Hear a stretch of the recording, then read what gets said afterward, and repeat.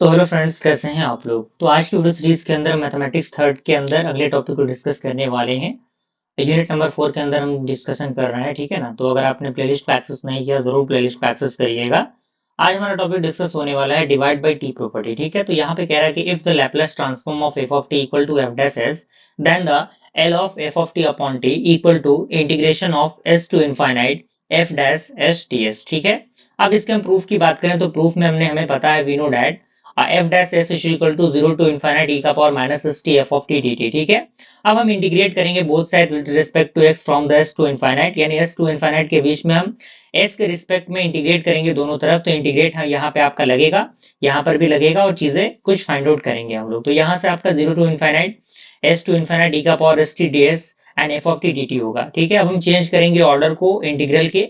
तो यहाँ पे चेंज करने के बाद हमारे पास जो चीजें होंगी ई का पावर माइनस टी अपॉन ई का power minus S T upon minus T, और यहाँ पे आपका इन्फाइनाइट एस, यानी एक बार टी के जगह पे क्या होगा, इन्फाइनाइट, एक बार एस रखेंगे, ठीक है। तो यहाँ पे हमने रखा, तो हमने चेक किया कि हमारे पास वैल्यू जो है वो इतने निकल के आ रहा है, ठीक है। तो ये प्रूफ हमारा हो चुका है, ठीक है। थोड़ा सा प्रैक्टिस कर लीजिएगा इसका। अब एक क्वेश्चन कह रहा है कि evaluate Laplace transform of 1 minus cos T upon T. तो हमें पता है कि Laplace transform of 1 minus T यानी 1 माइनस कॉस टी क्या होता है।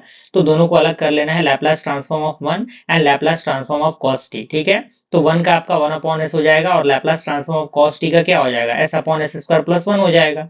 ऑब्वियस सी बात है। अब हम क्या करेंगे, यूज करेंगे डिवाइड बाई टी प्रॉपर्टी को। तो यहाँ पे आपके सामने वो चीजें दी गई, यहाँ पे इसको देखिए, सारी चीजें मेंशन की गई है यहाँ पे।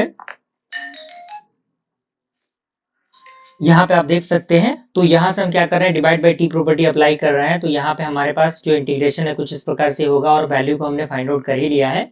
1 by S minus S upon S square plus 1 आया है। तो चूंकि इंटीग्रेट हम करते हैं, 1 अपॉन एक्स क्या होता है, लॉग एक्स होता है। तो यहाँ पे लॉग एस हो जाएगा, यहाँ पे 1/2 लॉग एस स्क्वायर प्लस 1 हो जाएगा, ठीक है। एस टू इनफाइनाइट होगा ये। उसके बाद हम चेंज करेंगे, तो यहाँ पे 1/2 बाहर हो जाएगा, यहाँ पे आपका 2 log S minus log S square plus 1, और एस टू इनफाइनाइट होगा, ठीक है।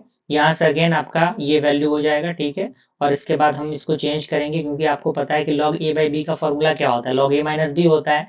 तो इसी तरीके से log S square upon S square plus 1 हो जाएगा, एस टू इनफाइनाइट होगा, ठीक है।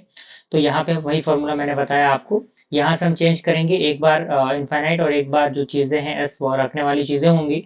तो यहाँ से हम उसको फिलअप करेंगे, तो हमारे पास जो वैल्यू निकल के आएगा वो आपका 1/2 लॉग एस स्क्वायर प्लस 1 होगा, ठीक है।